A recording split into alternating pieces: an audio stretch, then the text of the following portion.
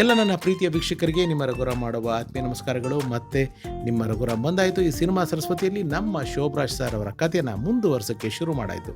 ನಿನ್ನೆ ಸಂಚಿಕೆಯಲ್ಲಿ ಹೇಳಿದ್ದೆ ನಾನು ವಿಷ್ಣು ಸರ್ ಜೊತೆ ಅಣ್ಣವ್ರ ಜೊತೆ ಅವ್ರು ಆ್ಯಕ್ಟ್ ಮಾಡಿರೋ ಎಕ್ಸ್ಪೀರಿಯನ್ಸು ಆ್ಯಂಡ್ ಅವ್ರ ಫ್ಯಾಮಿಲಿ ಬಗ್ಗೆ ಎಲ್ಲ ಡೀಟೇಲ್ಸ್ ಹೇಳ್ತೀನಿ ಅಂತ. ಮೊದಲನೇದಾಗಿ ಸಾಕಷ್ಟು ಶೋಭರಾಜ್ ಸರ್ ಅವರ ಮೊದಲುಗಳಿಗೆ ಎಸ್ ನಾರಾಯಣ್ ಸರ್ ಸಾಕ್ಷಿ ಆಗ್ತಾರೆ. ಅಣ್ಣವ್ರ ಜೊತೆ ಆ್ಯಕ್ಟ್ ಮಾಡಿದಂಥ Sobhraj sir first time act ಮಾಡಿದಂಥ ಸಿನಿಮಾ ಶಬ್ದವೇದಿ. ಅದರ ನಿರ್ದೇಶಕರು ಎಸ್ ನಾರಾಯಣ್ ಸರ್. ಸೊ ಆ ಚಿತ್ರದಲ್ಲಿ ಶೋಭಿ ಸರ್ಗೆ ಭಾಳ ಒಳ್ಳೆ ಅವಕಾಶ ಮಾಡಿಕೊಡ್ತಾರೆ ಎಸ್ ನಾರಾಯಣ್ ಸರ್. ಸಖತ್ ಇಂಟ್ರೆಸ್ಟಿಂಗ್ ಆಗಿರೋ ವಿಷಯ ಅಂತಂದರೆ, ನಮ್ಮ ದಾದನ್ ಜೊತೆ ಶೋಭರಾಜ್ ಸರ್ ಆ್ಯಕ್ಟ್ ಮಾಡಿದ ಮೊಟ್ಟ ಮೊದಲನೇ cinema if I am not wrong. ನನ್ನ ಒಂದು ಮಾಹಿತಿ ಪ್ರಕಾರ, ಎಲ್ಲಾದರೂ ಇದು ತಪ್ಪಾಗಿದ್ದರೆ ಕ್ಷಮೆ ಇರಲಿ, ಬಟ್ ತಪ್ಪಾಗಿರೋದಿಲ್ಲ ಅಂತ ಭಾವಿಸ್ತೀನಿ ನಾನು, ಬಂಗಾರದ ಕಳಶ ಅನ್ನೋ ಒಂದು ಸಿನಿಮಾ, ನಮ್ಮ ಭಾರ್ಗವ ಸರ್ ಡೈರೆಕ್ಟ್ರು. ಆ ಸಿನಿಮಾದಲ್ಲಿ Sobhraj sir first time combination Vishnu sir ಜೊತೆಗೆ ಒಂದು ಸೀನ್ ಬಂದಿದೆ. ಆ ಸೀನಲ್ಲಿ ವಿಷ್ಣು ಸರ್ ಜೊತೆಗೆ ಆ್ಯಕ್ಟ್ ಮಾಡಬೇಕು, ಆ್ಯಕ್ಟ್ ಮಾಡೋಕ್ಕೆ ಆಗ್ತಾ ಇಲ್ವಂತೆ. ಯಾಕೆಂದರೆ ಅವರು ಆರಾಧ್ಯ ದೈವ ಶೋಭರಾಜ್ ಸರ್ಗೆ.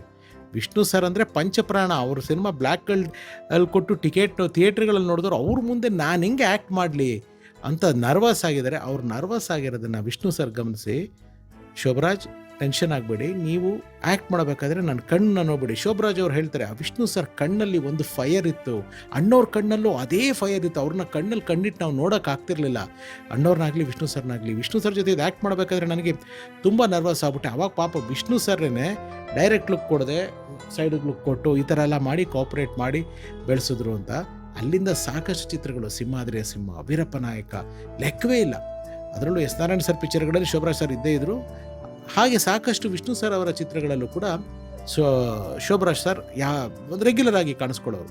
ವಿಷ್ಣು ಸರ್ ಕಾಲ್ವಾಗಿದ್ದನ್ನು ಅವ್ರು ಹೇಳ್ತಾರೆ, ನನ್ನ ದೇವರು ನನ್ನ ಭಾಗಕ್ಕೆ ಹೊಂಟೋಗಿದ್ದೀನಿ, ಆ ದೇವರು ಅಂತಾರೆ, ದೇವರೇ ಇಲ್ಲದೇ ಆಗಿರೋ ದಿವಸ ಅದು ಅಂತೆಲ್ಲನೂ ಹೇಳ್ತಾರೆ. ವಿಷ್ಣು ಸರ್ ಅಂದರೆ ಅವ್ರಿಗೆ ಅಷ್ಟು ಎಮೋಷ್ನಲ್ ಅಟ್ಯಾಚ್ಮೆಂಟ್. ಅಷ್ಟು ಮಾತ್ರ ಅಲ್ಲ, ಅಂಬರೀಷ್ ಅಣ್ಣ, ರವಿಚಂದ್ರನ್ ಸರು, ಶಿವಣ್ಣ, ದರ್ಶನ್ ಸರು, ಎಲ್ಲ ಕಲಾವಿದರ ಜೊತೆಗೇನು ಅಭಿನಯಿಸಿದಂಥ ಕೀರ್ತಿ ನಮ್ಮ ಶೋಭರಾಜ್ ಸರು. ಅವರು ಮದುವೆ ಆಗಿರೋ ಮೇಡಮ್ ಅವ್ರ ಹೆಸರು, ಶೋಭರಾಜ್ ಸರ್ ಅವರ ಶ್ರೀಮತಿಯವರ ಹೆಸರು ಕುಸುಮ ಅಂತ. ಅವರು ನಮ್ಮ ಕಬ್ಬಾಳಮ್ಮ ಕ್ಷೇತ್ರ ಬರುತ್ತಲ್ಲ ಅದ್ರ ಹತ್ತಿರ ಇದ್ದವರು, ಲವ್ ಮ್ಯಾರೇಜು, ಪ್ರೀತಿಸಿ ಮದುವೆ ಆಗ್ತಾರೆ.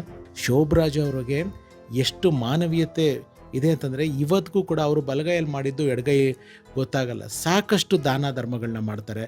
ಅವರು ಇಷ್ಟ ಆಗಲ್ಲ ಅವ್ರಿಗೆ ಅವರು ಆ ಸಹಾಯದ ಬಗ್ಗೆ ಯಾರ್ಯಾರು ಏನೇನು ಮಾಡಿದರು ಅಂತ ಹೇಳೋದು. ಹಾಗಾಗಿ ನನಗೆ ಗೊತ್ತಿದ್ರೂ ಕೆಲವು ವಿಚಾರಗಳನ್ನ ನಾನು ಹೇಳೋದಕ್ಕೆ ಇಷ್ಟಪಡಲ್ಲ.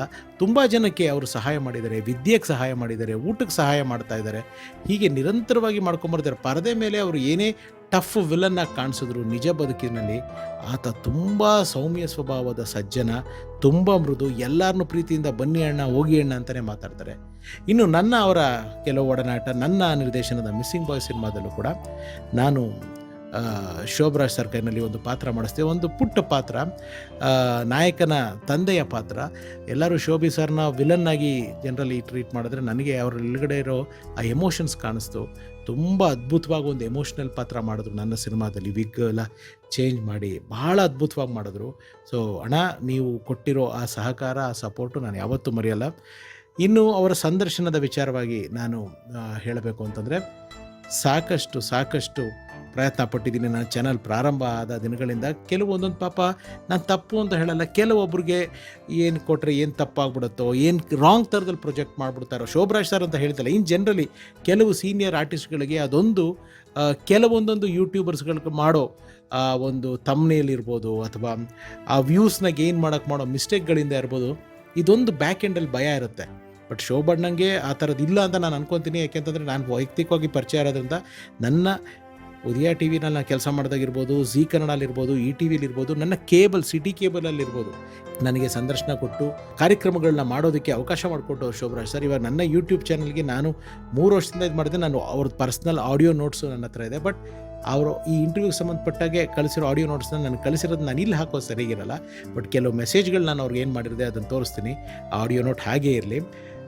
ಅವರು ಯಾವಾಗ ಕೊಡ್ತಾರೆ ನಾನಂತೂ ಮಾಡೋದಕ್ಕೆ ಸಿದ್ಧ ಇದ್ದೀನಿ. ಬಟ್ ನನಗೆ ಅವರು ಒಂದು ಸಮಯ ಕೊಡಬೇಕು, ಅವರ ಜೀವನದ ಕಥೆನ ದಾಖಲಿಸಬೇಕು. ಅಣ್ಣ, ತುಂಬ ಜನ ನಿಮ್ಮ ಅಭಿಮಾನಿಗಳು ನಿಮ್ಮ ಬಗ್ಗೆ ಕೇಳ್ಕೊತಾರೆ, ದಯಮಾಡಿ ಒಂದು ಸಮಯ ಕೊಡಿ. ಚಿತ್ರರಂಗಕ್ಕೆ ಬಂದು ನೀವು 34 ವರ್ಷಗಳಾಗಿದೆ. 34 ವರ್ಷಗಳಲ್ಲಿ ನೀವಿಟ್ಟಿರೋ ಹೆಜ್ಜೆ ಅಪಾರವಾದದ್ದು. ಇಷ್ಟರ ಮಧ್ಯೆ ಶೋಭಣ್ಣ ಭಗವಾನ್ ದಾದ ಅನ್ನೋ ಒಂದು ಸಿನಿಮಾದಲ್ಲಿ ಪೂರ್ಣ ಪ್ರಮಾಣದ ನಾಯಕ ನಟರ ಕೂಡ ಕಾಣಿಸ್ಕೋತಾರೆ. ಸಾಕಷ್ಟು ಜನಕ್ಕೆ ಗೊತ್ತಿರ್ಬೋದು ಆ ವಿಷಯ, ಕೆಲವರು ಗೊತ್ತಿಲ್ಲದೆ ಇರ್ಬೋದು. ಆ ಚಿತ್ರದಲ್ಲಿ ಕೂಡ ಅವರು ಭಗವಾನ್ ದಾದಾ ಸಿನಿಮಾದಲ್ಲಿ ಡಬಲ್ ಆ್ಯಕ್ಟಿಂಗ್ ಅಂತ ಕಾಣುತ್ತೆ. ನಾಯಕ ನಟರಾಗಿ ಕಾಣಿಸ್ಕೊತಾರೆ. ತುಂಬ ಇದೆ ಶೋಭರಾಜ್ ಸರ್ ಅವರ ವಿಚಾರಗಳನ್ನ ಹೇಳೋದಕ್ಕೆ. ನಾನಂತೂ ಕಾತುರದಿಂದ ಕಾಯ್ತಿದ್ದೀನಿ. ಬೈ ಚಾನ್ಸ್ ಈ ವಿಡಿಯೋ ಶೋಭರಾಜ್ ಸರ್ ತಲುಪಿ ನೀವು ನೋಡಿ ಯಾವತ್ತಾದರೂ ಮನಸ್ಸು ಬದಲಾಯಿಸಿ ಒಂದು ಸಂದರ್ಶನ ಕೊಟ್ಟರೆ ತುಂಬ ಚೆನ್ನಾಗಿರುತ್ತೆ ಅಂತ ತಿಳಿಸ್ತಾ, ಇದನ್ನು ಮಾಡೋದಕ್ಕೆ ನನಗೆ ಉತ್ತೇಜನ ಕೊಟ್ಟಿದ್ದು ಅಥವಾ ನನಗೆ ಪ್ರೇರಣೆ ಕೊಟ್ಟಿದ್ದು ಅವರು ಶ್ರೀ SR ವಿಜಯಕುಮಾರ್ ಶೆಟ್ಟಿ ಅವರು, ಶೋಭರಾಜ್ ಸರ್ ಅವರು ಸ್ನೇಹಿತರು. ಸರ್ ನಿಮಗೂ ಥ್ಯಾಂಕ್ಸ್, ಯಾಕೆಂದರೆ ನೀವು ಇದ್ರ ಹೇಳಿದ ಮೇಲೆ ನನಗೂ ಇದನ್ನು ಮಾಡಬೇಕು ಅಂತ ಅನಿಸಿತು. ತುಂಬ ಥ್ಯಾಂಕ್ಸ್ ಅಂತ ತಿಳಿಸ್ತಾ, ಇದಾಗಿತ್ತು ಶೋಭರಾಜ್ ಸರ್ ಬಗ್ಗೆ ನನಗೆ ಗೊತ್ತಿದ್ದ ಒಂದಷ್ಟು ಮಾಹಿತಿ. ಇನ್ನಷ್ಟು ಅವರು ಸಿಕ್ಕಿ ಸಂದರ್ಶನ ಕೊಟ್ಟಾಗ ಮತ್ತಷ್ಟು ವಿಷಯ ತಿಳಿಸ್ತೀನಿ ಅಂತ ಹೇಳ್ತಾ, ಇದು ಸಿನಿಮಾ ಸರಸ್ವತಿ ಬೆಳ್ಳಿ ಪರದೆಯ ಸತ್ಯ ಘಟನೆಗಳ ಪ್ರಸ್ತುತಿ. ನಾನು ನಿಮ್ಮ ರಘುರಾಮ್. ಸರ್ವೇ ಜನ ಸುಖಿನೋ ಭವಂತು. Love you all. ನಮಸ್ಕಾರ.